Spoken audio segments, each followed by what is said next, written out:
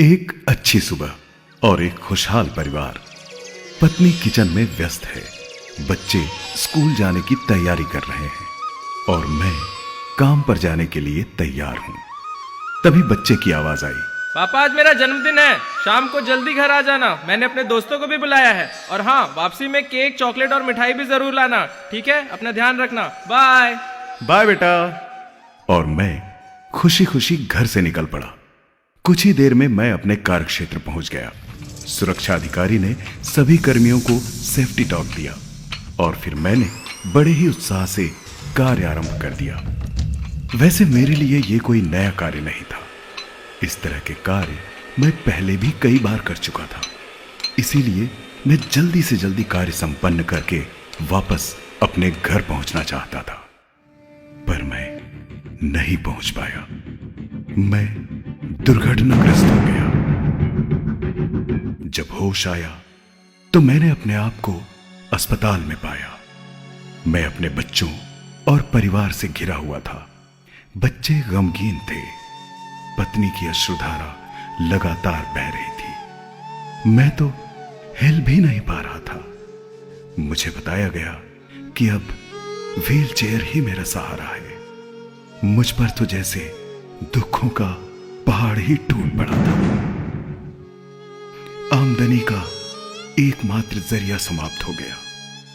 एक गलती की इतनी बड़ी सजा। मन में रह रहकर बस यही सवाल उठ रहा था कि आखिर इन छोटे छोटे बच्चों की क्या गलती थी? इनकी परवरिश अब कौन करेगा? परिवार की जरूरतें कौन पूरी करेगा? मेरी एक छोटी सी लापरवाही से मेरा पूरा परिवार आज संकट में आ गया। मैं ही इन सब का दोषी हूं। हां, सिर्फ मैं ही इसका दोषी हूं। मन में ये भी सवाल उठने लगे कि आखिर क्यों मैंने कभी सुरक्षा प्रशिक्षण पर ध्यान नहीं दिया? क्यों सुरक्षा उपकरण पहनने में हमेशा लापरवाही बरती? क्यों कार्यस्थल में मौजूद खतरों को नजरअंदाज किया? और क्यों मैंने खतरों से निपटने के लिए साथियों और अधिकारियों की सहायता नहीं ली? तो क्या आप भी मेरी तरह लापरवाह और अति आत्मविश्वास से ग्रसित हैं? क्या आप भी मेरी तरह मूर्खतापूर्वक सुरक्षा नियमों को तोड़ते हैं? तो फिर क्या आप भी किसी बड़ी दुर्घटना के इंतजार में हैं?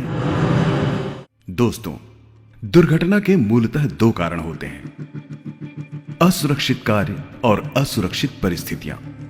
असुरक्षित कार्य स्वयं व्यक्ति के द्वारा किए जाते हैं, जैसे व्यक्तिगत सुरक्षा उपकरणों, हेलमेट, जूता, full body harness, lifeline, fall arrester आदि का उपयोग न करना, शॉर्टकट अपनाना, जल्दबाजी में कार्य करना और लापरवाही पूर्वक कार्य करना आदि। एक विश्लेषण के अनुसार असुरक्षित कार्य दुर्घटनाओं के लिए 96% तक जिम्मेदार पाए गए हैं। असुरक्षित कार्य की आदत दुर्घटना की ओर पहला कदम होता है। सदैव ध्यान रखें, सबसे अच्छा सुरक्षा उपकरण है आपका अपना मस्तिष्क।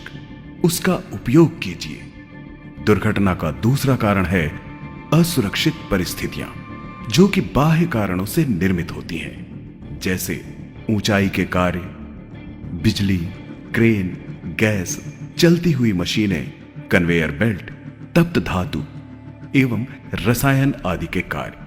प्रत्येक दिन कार्य आरंभ करने से पहले कार्य क्षेत्र में मौजूद खतरों की पहचान करनी चाहिए और उसी के अनुसार समुचित सुरक्षा के उपाय करने चाहिए।